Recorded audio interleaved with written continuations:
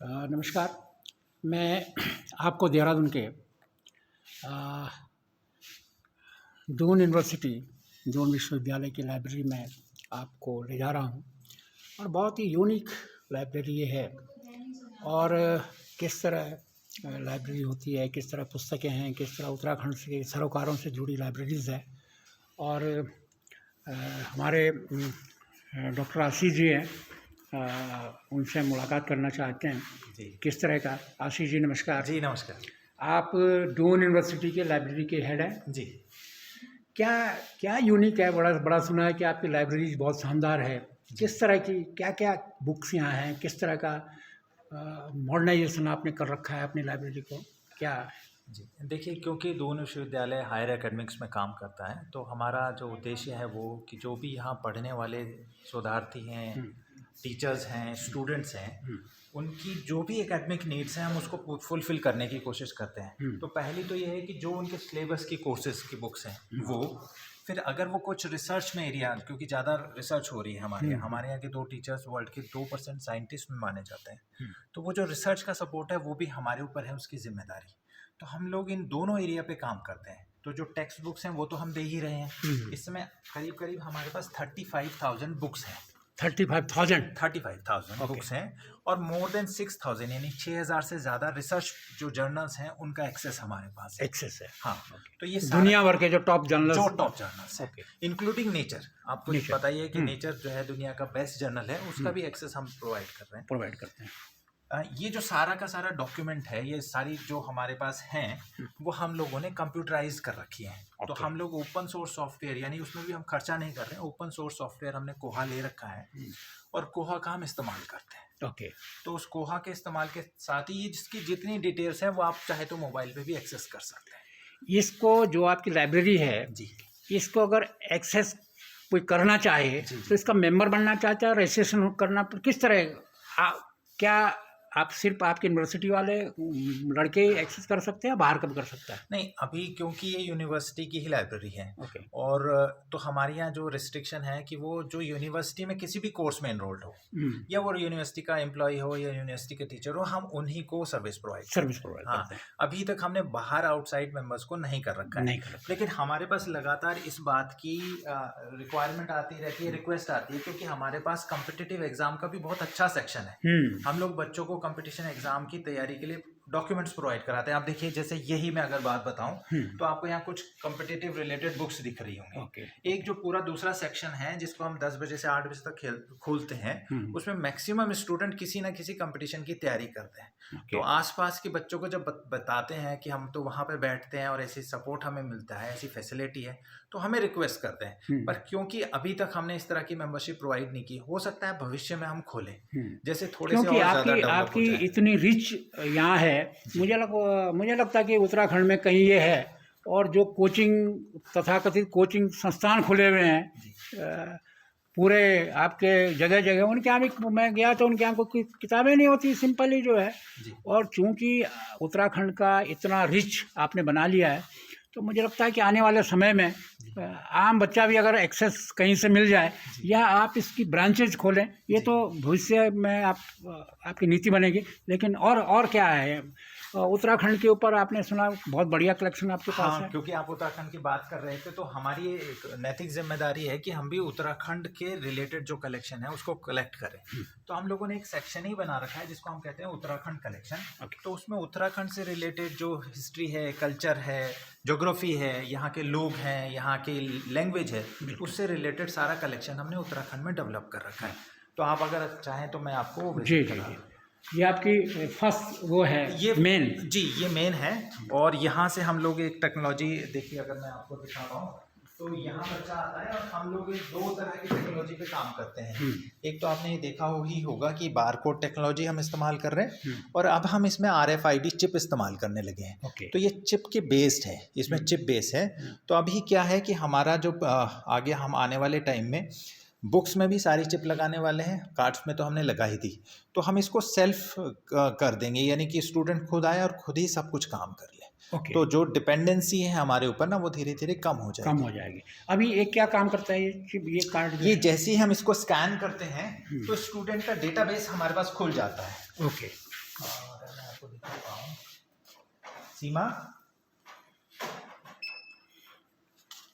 अच्छा, इस पे ये चिप जो है, जैसे ही हमने इसको खोला ओके, तो हमारे को ये स्टूडेंट का सारा डेटाबेस सारा डेटाबेस खुल गया। और जैसे ही उसने कहा कि मुझे ये चाहिए तो हमने स्कैन किया बुक को, अगर आप देख पाएँ तो हमने इस बुक्स में भी ये सब लगा रखा है। अच्छा, तो ये भी चिप स्कैन लगे हुए कर, हैं। जी, जैसे आप इसको दिखाओगे पूरी बुक स्कैन हो जाएगी? नहीं, ये बुक उसके पास चली जाएगी, इशू हो जाएगी। ओके। और जैसे ही इशू हो जाएगी उसके पास, जैसे बैंक में एक एसएमएस आ जाता है, ऐसे ही एसएमएस आएगा कि ये वाली बुक आपके पास चली गई है। इसको इतने दिन के लिए आपको दिया गया है, 15 दिन के लिए, और 15 दिन में आपने इसको वापस करना है। अगर ये बुक है जी, ये आपने उसको इशू कर दी, जी, जी, तो ये तो हार्ड कॉपी तो आपके पास है ही? नहीं, ये हार्ड कॉपी बच्चा ले जाएगा। अच्छा, हाँ, ये बुक बच्चा ले जाएगा। आपका मकसद अगर हम फुल टेक्स्ट से है कि आप पूरी की पूरी किताब डाल दीजिए, तो हम वो चीज़ डेवलप कर रहे हैं, उसे हम बोलते हैं इंस्टीट्यूशनल रिपोजिटरी।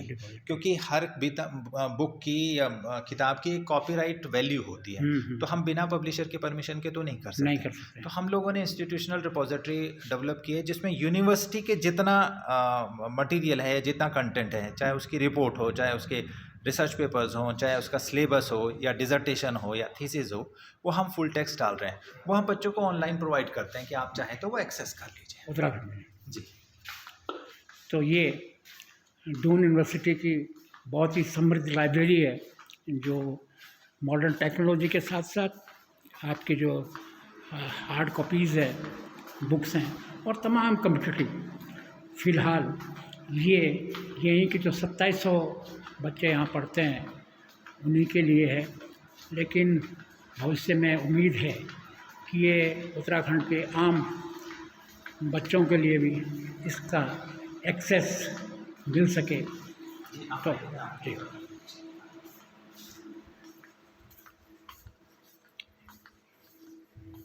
ये उत्तराखंड सेक्शन है, जी, हाँ, अगर आप जिसमें देख पाएँ तो आपको दिख रहा है कि ये सब उत्तराखंड से रिलेटेड बुक्स को हमने प्रोक्योर किया है। तो जो भी हमें उत्तराखंड से रिलेटेड कोई भी बुक्स मिलती है, हम ये कोशिश करते हैं कि उसे हम अपने सेक्शन में लाएं। तो हमारा मकसद ये है कि जो भी हमारे बच्चे हैं, टीचर्स हैं, कम से कम उसे उत्तराखंड के बारे में सभी जानकारी, राज्य के बारे में पता होनी चाहिए, यहाँ का कल्चर, यहाँ का, बिल्कुल, बहुत बढ़िया, बहुत बढ़िया। और बाकी ये जनरल एक रीडिंग रूम जर्नल्स हैं, ये जो मैं आपसे जिक्र कर रहा था, कम्पिटिटिव रिलेटेड बुक्स। आप देखिए कि यहाँ से लगातार हमने उसी को डेवलप किया है। ओके, एक कम्पिटिटिव है, ये सब कॉम्पिटिटिव है, यहाँ से सब कॉम्पिटिटिव है, और उधर वो जर्नल्स बुक्स हैं, ये जर्नल्स हैं। चलिए डॉक्टर साहब, बहुत बहुत धन्यवाद। जी, एक सेक्शन और बताता हूँ मैं आपको। ओके ओके,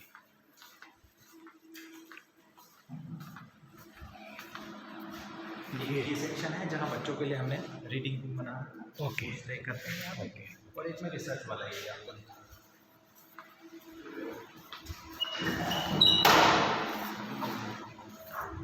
ये वाला जो सेक्शन है पूरी तरह रिसर्च पे डिवोटेड है। ये रिसर्च पे है? रिसर्च पे है। तो जो हमारे रिसर्च स्कॉलर हैं, हमने पर्टिकुलर स्पेस उनके लिए प्रोवाइड कर रखा है। ओके और ये थीसिस हैं, जर्नल्स हैं, ओके, जो बच्चे एक्सेस करते हैं अपनी रिसर्च में सपोर्ट के लिए। ये सारे नेशनल इंटरनेशनल सारे जर्नल्स हैं। Very good. तो ज़्यादातर जर्नल्स तो हमारे यहाँ ऑनलाइन है, लेकिन जो फिजिकल फॉर्म में आते हैं, अभी भी फिजिकल फॉर्म में बहुत सारे जर्नल हैं, बिल्कुल। तो उन जर्नल्स को हम लोग यहाँ रखते हैं। तो इसके लिए डॉक्टर साहब ये बताइए, ये किस लेवल की लाइब्रेरी है? आपने तो पूरे देश की कई लाइब्रेरीज देखी होंगी, आप इसको किस ग्रेड, किस लेवल के समझते हो? देखिए, मैं अभी भी इस लाइब्रेरी को एक डेवलपिंग स्टेज वाली लाइब्रेरी मानूंगा। मैं बिल्कुल भी नहीं कहूँगा कि ये डेवलप लाइब्रेरी है, क्योंकि हमारा उद्देश्य ये है कि इसे पहले तो उत्तराखंड की एक बेस्ट लाइब्रेरी बनाना।